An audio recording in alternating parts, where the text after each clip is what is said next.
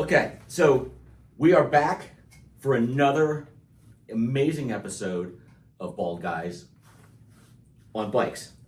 And we are here today with, this is a very special episode. We are here today with our good friend Chris Baccash, who is, we know him, a lot of you know him from the Doylestown Bike Works team. You know him from the Bucks County Classic. You might know him as a silent film star. But we're here. Welcome, Chris. Thanks, Mike. It's good to be here. The film wasn't silent, though. We used audio and everything. Yeah. I was sitting next to Brian. He was talking the whole time. Yeah. Should have silenced him. I tried. Hard to do. But we also are here with a little bit of B&B beverage. Yeah, thanks, Andy. Jaron, we're at B&B. We went, we have a dual pack today. So I went Frostworks from Vermont. I was just up that way. Star Child IPA. Frostworks it's butter. Nice. And I am doing, what do I have? I picked it out for you. Oh, yes. And another half out of the other half Brooklyn. Out of Brooklyn. Well, they also have a facility in Philadelphia. Oh, I didn't know that. But we just rode our bikes to the facility in Brooklyn on the Gowanus Creek. That's an annual thing, isn't it? On our annual bike ride, and we stopped at the other half. Brewers from Yardley. Oh, really? Yeah, they're killing it. Nice. Murdering it up there. Nice. So let's jump on into Chris this. is drinking water. It's true. He's drinking, yeah. All health. Yeah, and a Wawa. Yeah. Well, we've always made good bookends. Yeah, no, guess. he's the healthy one. Yeah. We're not? Yeah, no, not particularly. Not particularly healthy. No. So, Chris, I want to get into this. You started your riding in Philadelphia, correct? Well, so outside of Doylestown, yeah? Well, I started riding bikes and I was inspired to ride bikes because when I was 8, 9, 10 years old, I was standing on the corner of the Bucks County Classic watching the riders zing by, and I thought, hey, one day I want to do that, right? And then 10 years go by. And my brother and I, he was a real good cross-country runner in high school, and after he'd come back from summer training, we would sit and watch the Tour de France and eat breakfast sandwiches that he got from Buckingham Deli. And I thought more and more, hey, I want to do that. And then I went to college and I joined the sailing team, and that was really fun. Were you at Choate or something? Like, where were you? Oh, what? Where did you go to school? Choate or something? So I went to Drexel, and we sailed in the Delaware. Sailed in the Delaware River? We sailed in the Delaware River, south of in between the Chinook plant at Boeing and the Philadelphia airport. All right, that makes sense. Where there was commercial container ship traffic. Yeah, okay. Right, it's like the most Philadelphia way to sail. I never knew that. I never knew on the side. All I heard was cross-country runner. Yeah. I ran cross-country in college. I think you ran cross-country. I did. Right? Yes. And then I heard breakfast sandwiches. Breakfast sandwiches are delicious. And bikes. Mm-hmm. Yeah, that's my life. You're really not that much different than us. Yeah, lost me at the sailing. I can barely row a boat. I probably can't row a boat. Yeah. More like Tommy Boy at the end of the movie in the sailboat.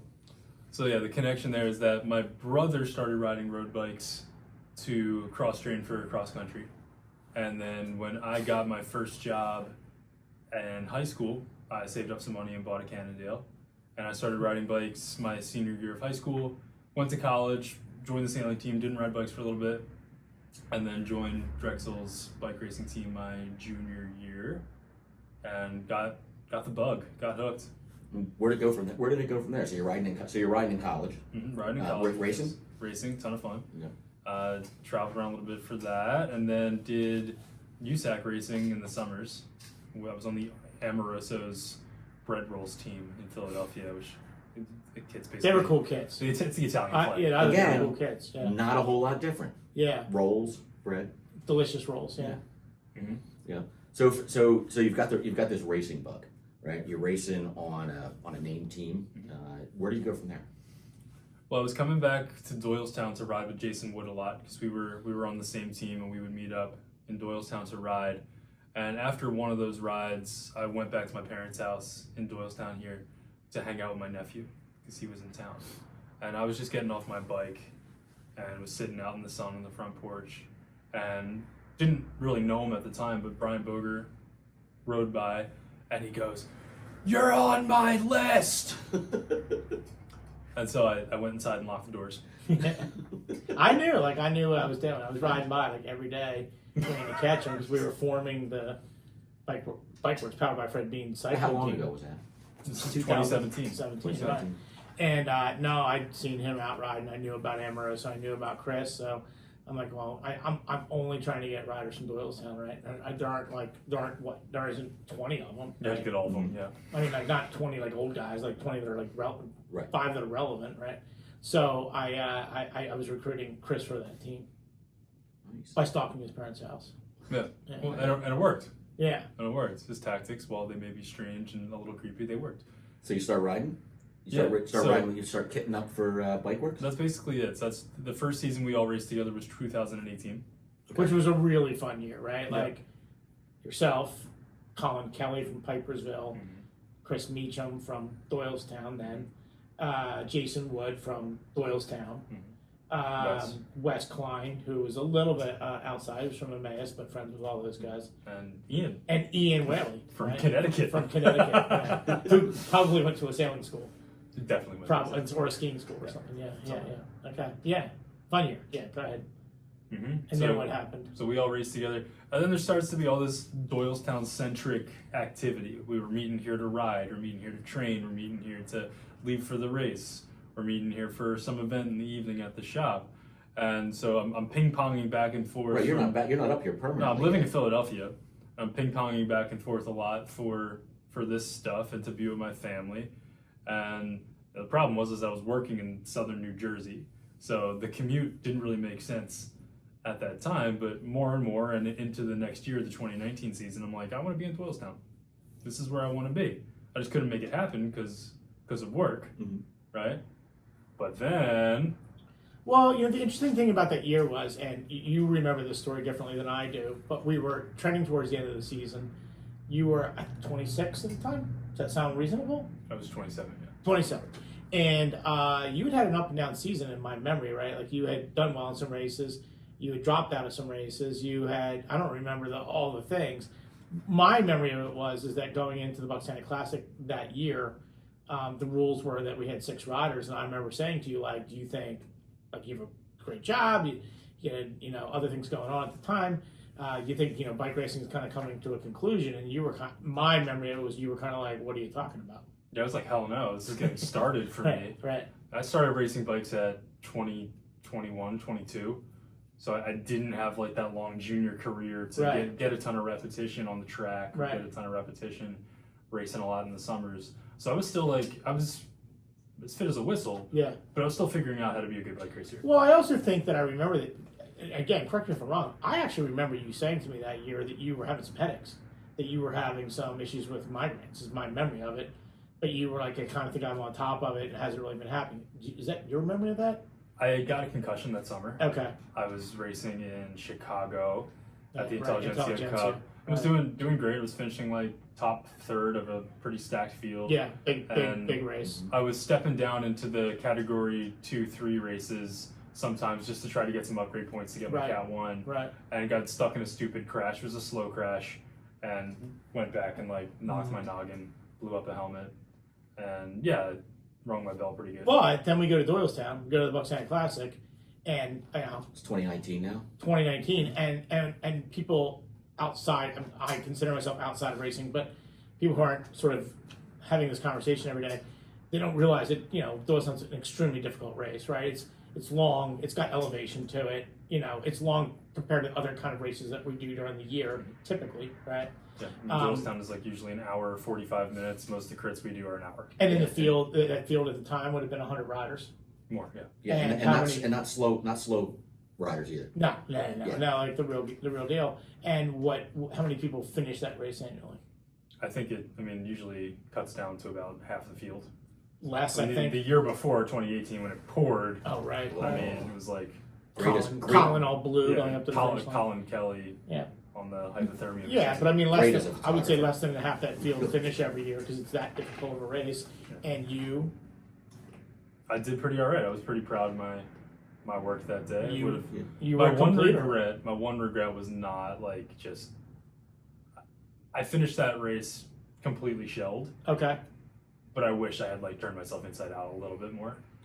Really, only because it ended up being my last road race. Well. But the significance of that, though, also, before you go into your you were the first Doylestown rider to complete that race, right? Yes? No, Colin No. had finished it. The Okay, year that's right. before. Colin and yeah. maybe Meacham had finished the year before. Yeah, Meacham had finished it a couple times. I mean, on the women's side, like maybe like Paige Shumskis or some of those folks. That's right. Yeah. So I remember distinctly having a conversation right after that, and you said, kind of like looking forward, what was on your mind? What were you thinking about that time? Do you remember? At that point, we were excited to do some different things as a team. And gravel racing was starting to become really popular and maturing as like a racing discipline as well. And we had all watched like the Education First Cannondale team do their thing at Leadville, and we thought, well, doing something like that would be fun. Right. We should do that. You guys were kind of getting that age where maybe like road racing was losing some of its appeal, but there's all these new formats happening in racing, exciting things happening in American racing, and we're all watching these, YouTube videos or these things that EF Foundation or other people were putting together. And then I remember what happens next because I'm at work and you called me from University of Pennsylvania, but you tell the story. So I don't remember calling you. But what had happened was I had a massive seizure at work, and I woke up in an ambulance and found out I had a brain tumor this big. And so I got to call it a corporate snow day. And that's it was 3 or 4 months after Doylestown? 3, yeah. Yeah. December, is like right Yeah. before Christmas. Mm-hmm. Yeah, right before we were all down at UPenn, which is, by the way, if you have the reason to be there, it's just an amazing place with amazing people doing amazing work. And then you had surgery, what? I had surgery 4 days after my seizure, and they got what they could. Yeah. The first brain surgery is hard because the body reacts super aggressively to somebody breaking your skull open. Right. And so they got as much as they could with the window that my body gave it. Yep. And they said, well, we want to do another one, which we ended up doing 4 weeks later, and that one I got to do wide awake. Okay. The brain. Brain surgery is. Were you playing like a violin, or like I hear the people doing these? Like, that was funny because things. that article on Apple News when it came out like right in between my two surgeries. Do you play the violin? Because I didn't know about the sailing, so violin seems like it could be in your wheelhouse. No, I'm a pretty good drummer, but I don't play the violin. Okay. No, what the extent of it really is, they wake you up every 20 minutes or so, and a neurologist pops underneath the tent, makes faces at you, and you have to like move your hands, move your feet, say the alphabet, say your name. And what they're doing is they've got electrodes in your brain, not in your brain, my brain, and they're visualizing that electrical activity up on a screen. So when you demonstrate it, it shows them exactly where that part of your brain is. Okay. So for me, they were looking at left side motor function because my tumor was on the right side. Right side of your brain controls the left side of your body. Yeah. And so they're making sure that they weren't getting near that point of my brain. Yeah. That if they damaged that, all of a sudden my arm wouldn't work. Sure. So we did that, and that brings us to early February 2020. Well, even before that, so this is something that is foggy in my memory. Like, you have the surgery, we're all talking about Leadville, we're like, oh, and you said, we were all in the hospital right before your surgery, all the guys from the team, and you were like, yeah, when I get better, I want to do Leadville. I remember that distinct conversation. Mm-hmm. We're all kind of like, sure, you'll do Leadville, and then in a very short order, right after your surgery, we all realized you're registered for Leadville, right? And by the way, you just had brain surgery, so you weren't, super credible source of information. But we're kind of like, did you register for Leadville? And you're like, I think I registered for Leadville, and we're all doing the math and being like, you couldn't have, like, just had brain surgery.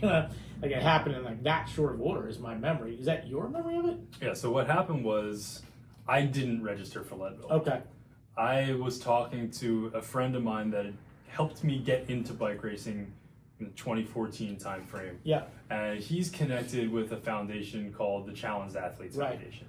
And every year they get a couple spots in the Leadville lottery that they can have their athletes join through. Uh-huh. And I was talking to Timmy, and Timmy also is very intimate with brain surgery. His wife had many brain surgeries, and he was helping me out at the time a lot. I'm like, hey man, I really want to do Leadville after all of this. Wouldn't that be cool? And he's like, sure man, sounds good. And then before I knew it, I was getting emails from the Challenge Athletes Foundation that I was registered for Leadville. Right. So he made it happen. And then the pandemic happens. Yeah, exactly. And then you have, not that this, I'm glass is half full, silver lining in the cloud kind of moment. But other than a global pandemic, a bright side for what we're talking about is that it gives you more time to recover. Mm-hmm. You had some balance issues in the beginning and medications and things like that, and I guess blood thinners probably, right? No. Oh, I don't know, whatever medications you were on. But then it gave you time to prepare for Leadville, which, we've talked about it a bit on the show. Yeah, Leadville's as tough as it gets. It's a mother. You don't do it if you're. It's tough to do if you're even at the Yeah. top of your game. Right. Right. It's a different kind of race. Yeah. It's beyond just the physics of it, of riding 100 miles in distance and going up 12,000 feet. You're 2.5 miles closer to the sun, and it's beating down. You're in the high desert, so there's less oxygen. The sun is beating down on you, and you're eating dust all day. So what's going through your mind at this point? Knives. Yeah. Well, I was going back. I wanted to go back to the violin thing because I don't even go to the dentist without a ton of Novocaine, and you're sitting there awake during brain surgery. So that's a whole. Well, your brain doesn't feel pain, so the whole thing's painless. Mine doesn't even feel emotions, but yeah, I hear you. Yeah. There we go. There we go. But like, what's going through your mind? Like, you're now getting ready for Leadville, right? For this super tough race. You're at a, you're recovering still at this point. What are you thinking? So, we should note that I went into having the double brain surgery special in the best shape of my life, which was good for brain surgery, Right. and good for I my remember you talking prospects about that too, yeah. of recovering afterwards. So recovery is all about circulation and being able to move nutrients around the body, and being in tip-top shape helps with that. So physically, you're still okay. You're Physically, okay. yeah, physically it was fine. Yeah, Right? It was yeah. just, brain surgery, as long as it goes well, and they do what they're supposed to do, you don't get an accidental lobotomy. Yeah. It's pretty much just waiting for your incision to recover, and then you're pretty good. That's awesome. Yeah. It's amazing. So I was ready. I was bummed that I couldn't go ride with the people I wanted to ride with because it was the pandemic. Mm-hmm. But I was ready to train, and I didn't ride my bike outside again until I remember the first time I did it, I cried. But I was riding inside on the trainer a lot. Okay. Good. Yeah. Now and then so 2020 happens. You train for you train for Leadville. Yourself, Chris Meacham from the team, Jason Wood also get into Leadville, which, for those who don't know, getting into Leadville is its own difficulty. It's not, you can't just sign up and go to it. You have to either qualify or get in through a lottery or different ways. We go out there, and none of us have ever. Which is in 2021. The 2020 race was canceled. Right, summer 21. And Rob Reisenberger, we should mention, because Rob, a sponsor, was another guy who had done Leadville many times, and was like, you guys have to come out and experience this with me, and knew the place to stay and all the stuff, right? So we go out with Rob and his wife Heidi, but we're all there in Leadville, and you guys do the race, which, like the scale of geography, right? Yeah. Like, you're sitting on the deck looking at the highest peaks in the Rockies, so it's all overwhelming. Your situation's overwhelming. We're all there for this reason. We're in this place, right?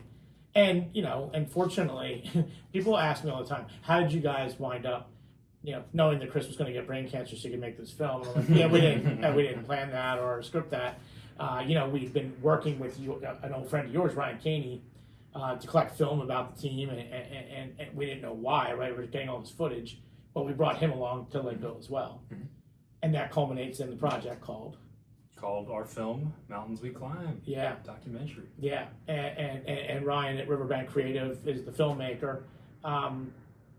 We hosted International Bicycle Film Festival. How many other film festivals were we in? I'd say 4 other ones. Yeah, I think so. And the most recent, and perhaps... And you brought home some hardware. Yeah, the most recent and most exciting would be, we were here in our... Yeah, the Bucks County Film Festival at the County Theater. And honestly, I didn't know there was going to be an award ceremony at the end. Right. Not a lot of the film festivals we've been to did that. Well, not that I'm aware of, yeah. Right, or we weren't invited We weren't to invited it. to the banquet or whatever, yeah. So the award ceremony starts, and we end up winning Best Picture.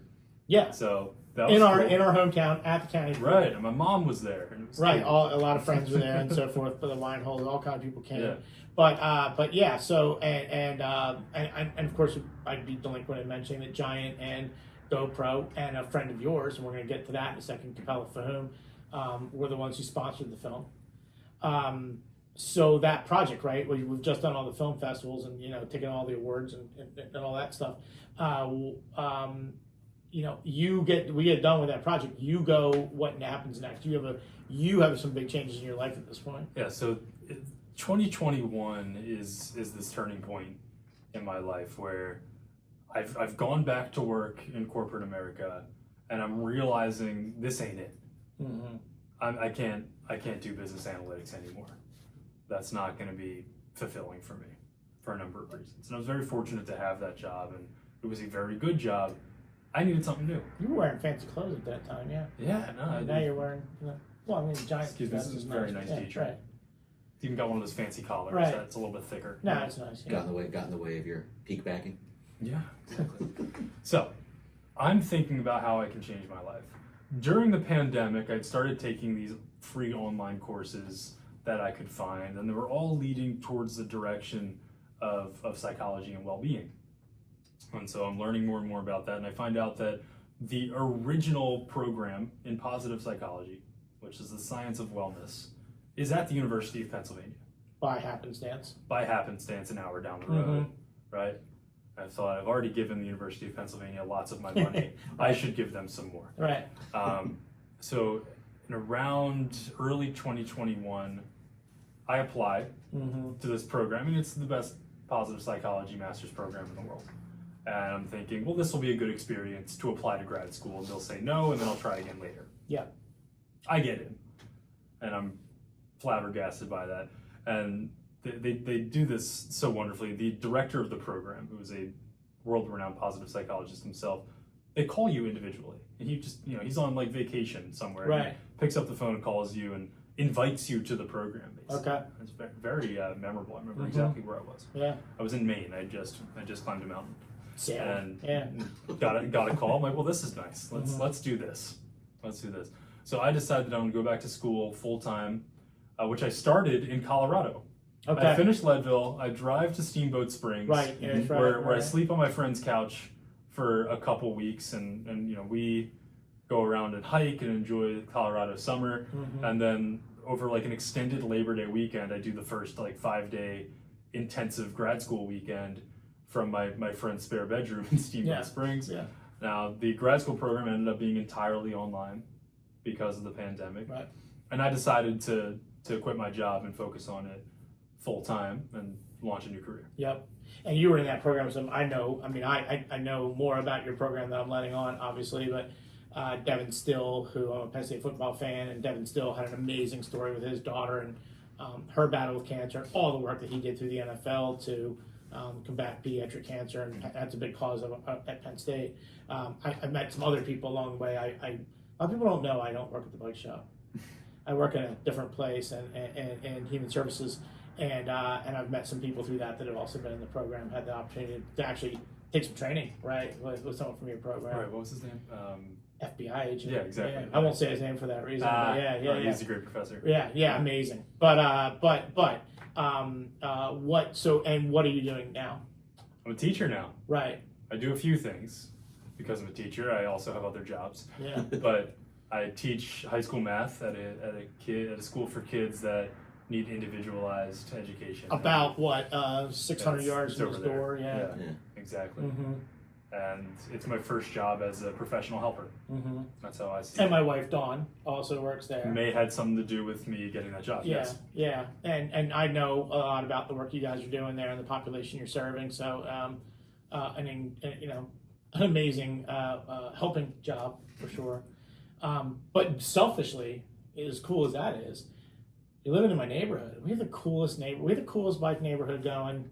No right? question. Yeah, living with Mary Grace and lots of other people here in the neighborhood that are from this experience and from our team and from our shop and our riding community. So you didn't realize it, but I was just really trying to draw you back into the evil web. It works, man. Stalking you again. Yeah, we love living in the borough. It's the best. We walk around everywhere. We walk everywhere, and 9 times out of 10, I walk outside of my house and I see somebody that I know Right. and somebody that I care about. That's a lovely feeling. And you and I both know this team was always about, right, like having an impact on the community, using sport and using these things to tell bigger stories. I didn't necessarily know it was going to be something as big or heavy as what we got into with you, but a great example of it. And the folks that sponsor the team or our friends and the agencies that sponsor our team, that's the vision that they're buying into, right? And you've taken the film and you've been doing some cool work, like you going out and talking to some organizations. Doylestown Health Foundation sponsor the team. Can you talk a little bit about what you're doing with the film? Yeah, so in October of last year, the Doylestown Health Foundation hosted a big event at the County Theater, and we showed the film there. It was packed. And Sponsored. That was one of the first times that it was open too, I think. Yeah. The new theater was exactly. And we had such a good time telling the story, getting up on stage and talking about it, answering questions. That audience asks the most engaging questions. And that event specifically led to another event at a major corporation in the area where I sat on a panel with an employee of that company who's a cancer survivor and a doctor of lifestyle medicine and functional medicine. And we had a panel discussion about cancer after showing the film. Yeah. And that's the type of work I want to be doing more of, more screenings of the film, putting my expertise from grad school, which is the psychology of relationships, and how relationships can be good for our physical wellness, and going and spreading that message. And Doylestown Health Foundation, actually, you reminded me that they had us speak and do the film with the folks up at Pine Run Community, which was a really, they were an awesome audience. And one of the coolest things was that woman that got up and identified herself as having been a founding member of the Central Bucks Bike Club. Yeah. And she had her walker and her bag was all decorated with bicycles and stuff. That was such a cool And time. they were really into it, and that was really fun. Then they put it on their closed circuit TV channel and show 4 times a day. Yeah.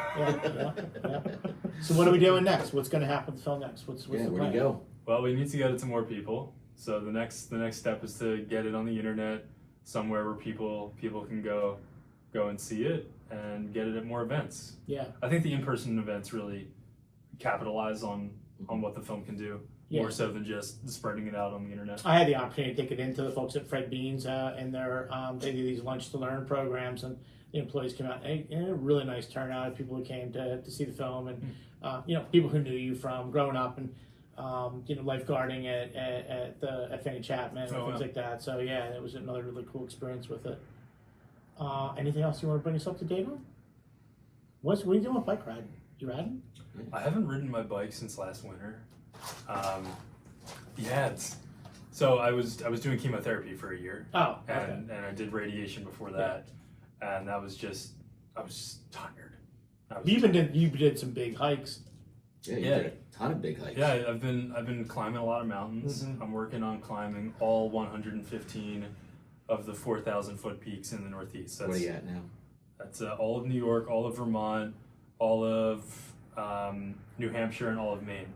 I'm done New York. Wow. I'm done Maine, which 17 of them are in Maine. Yeah. And Jason Wood and I last November went up and did all of Vermont in one weekend. It was great. You only had to do one day. We had to do 2 separate hikes. So what do you save? You save in New Hampshire because of the presidentials? The New Hampshire is so hard to get to that I only end up making it up there once a year, maybe twice a year. I'm halfway done New Hampshire, so I have 20 peaks left. Okay. So I think I've done 95. I need 20 more. So I think 1.5 more trips and I'm there. Doesn't have how old his brain is. Math was still going quicker than mine. That's amazing. It's on the other side. Yeah. I was using both sides of mine. All right, well, let's call it a wrap. Thank you for joining us this week, and thanks to the folks at GoPro for all the equipment that we're using to film this and all your support of the team. Anything else you want to say on the way out? No, just keep being positive. Yeah, cheers. Thanks, man. Cheers, guys.